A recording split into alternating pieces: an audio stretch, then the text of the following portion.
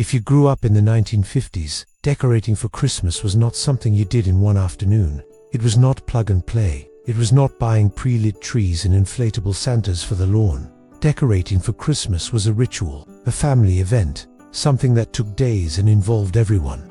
Because every ornament had a story. Every decoration had been carefully stored for a year, and bringing them out again was like greeting old friends. The decorating started the weekend after Thanksgiving, not before, never before. That would have been rushing the season. Christmas had its time, and you waited for it. The first step was getting the tree. Dad would load everyone into the car and drive to the lot, or into the woods if you lived somewhere rural. The search for the perfect tree. It was never perfect, of course. One side was always a bit bare. The top leaned slightly, but that made it yours. You picked it together, argued good-naturedly about which one, and finally agreed. Dad would tie it to the roof of the car with rope, drive home carefully. The whole neighborhood could see you had your tree. The season had officially begun. Getting it into the house was a production. Through the door, mind the walls, watch the ornaments already hung on the doorframe, into the living room, into the metal stand that was temperamental and never held the tree quite straight. You would spend an hour adjusting it, adding water to the base, tightening screws, stepping back, tilting your head a little to the left. No, back to the right. There, perfect, or close enough. Then came the lights. This was serious business. The lights came in a tangled mess from the box in the attic. Last year you promised yourself you would store them properly. You did not. So you spent an hour untangling them, testing each strand, because if one bulb was out, the whole string went dark. You would have to check every single bulb, screw it in tighter, replace it, test again. The bulbs were big, heavy, glass. They got hot when they were on, hot enough to burn your fingers if you touched them, hot enough that you had to be careful near the tinsel and paper decorations. Each bulb was a different color: red, green, blue, yellow, orange. You strung them around the tree carefully, spacing them evenly, making sure the cord reached the outlet. Some families had bubble lights, those magical tubes filled with colored liquid that bubbled when the light heated it. They were expensive, special. If you had them, you showed them off. Some families had a color wheel, a rotating disc with colored panels that sat on the floor and shone different colors on the tree as it turned. Especially popular if you had an aluminum tree. The silver tree with the color wheel was very modern, very space age, but most families had real trees, pine or spruce or fir. And the smell, that fresh pine smell that filled the whole house. Better than any candle, better than any air freshener. The smell of Christmas itself. Once the lights were on, you plugged them in, held your breath, and if they all lit up, you cheered. Success. If they did not, you started troubleshooting again.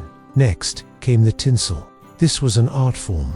You did not throw tinsel on the tree in clumps. That was barbaric. You applied it strand by strand, each piece of silver hanging individually, catching the light, creating that shimmering effect. It took forever. Your arms got tired, but it was worth it.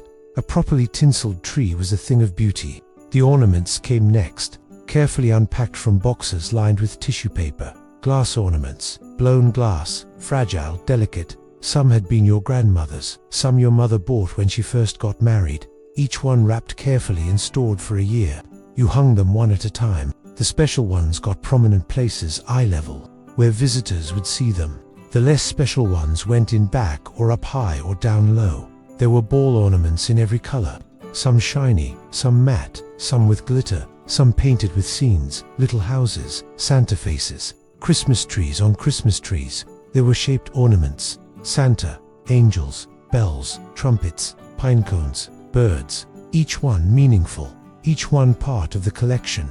Some families made ornaments, paper chains from construction paper, loops glued together, strung round the tree. Popcorn and cranberry garlands. You would spend an evening threading popcorn onto string with a needle, eating as much as you strung. Paper snowflakes cut from white paper, folded, cut into patterns, unfolded to reveal intricate designs, hung from thread on the branches. Children made ornaments at school. Popsicle sticks glued into stars, painted, glittered, given to parents with pride. Hung on the tree with honor. The tree topper was the final touch, usually an angel, sometimes a star, placed carefully on the top branch. Dad lifting the smallest child to place it, a moment of ceremony, And then you would turn off the overhead lights, leave only the tree lights glowing, and you would sit there, the whole family, just looking at it, at what you had created together.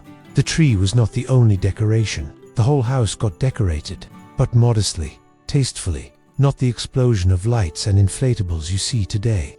A wreath on the front door, real pine, maybe with a red velvet bow, sometimes with pine cones, sometimes with ornaments wired on. It welcomed visitors, announced that this was a home celebrating Christmas. Candles in the windows, electric candles, usually shaped like tapers, with a small bulb inside, one in each window facing the street, turned on at dusk, turned off at bedtime. Some families used real candles, actual flame, in windows, terrifying by today's safety standards, but beautiful, flickering, traditional, garland draped over doorways, real pine garland, or fake if you could afford it. The fake kind lasted longer, did not drop needles, but the real kind smelled better. Stockings hung on the fireplace mantel, one for each family member, sometimes handmade, knitted, or sewn, sometimes store-bought, red felt with white trim.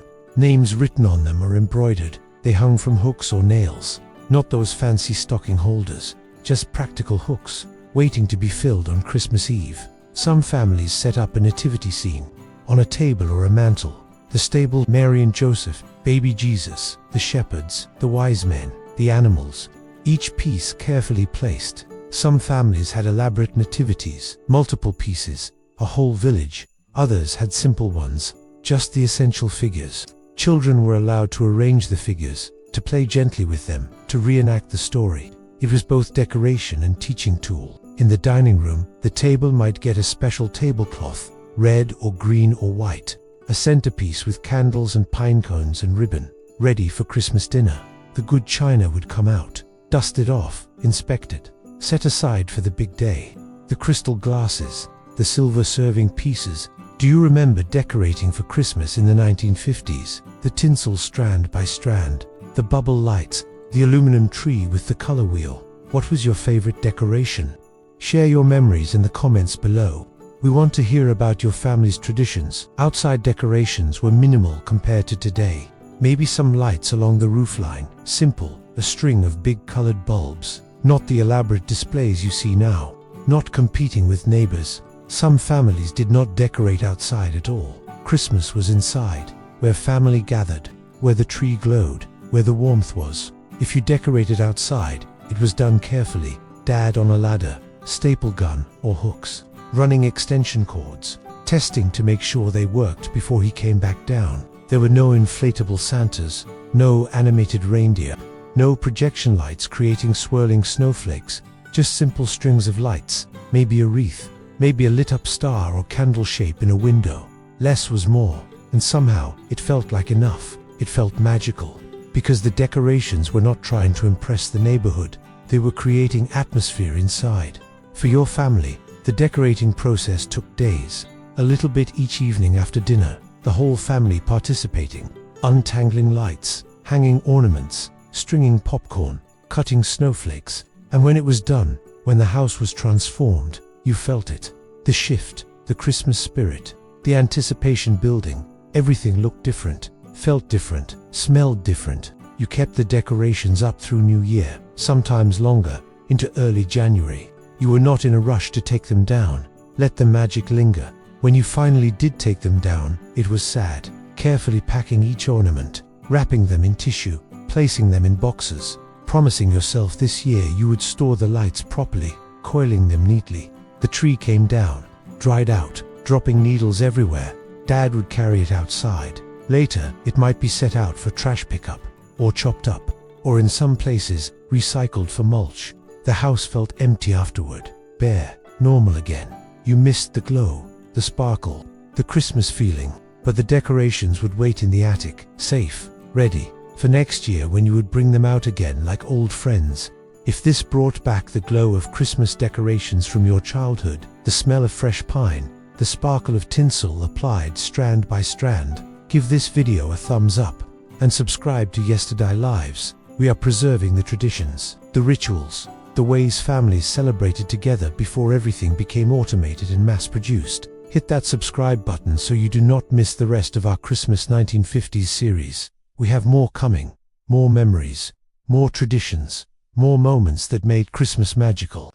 Thank you for decorating with us, for remembering with us, for keeping these traditions alive through your stories. Because yesterday never truly disappeared. It just carefully packed itself away in tissue paper and waited in the attic for another year.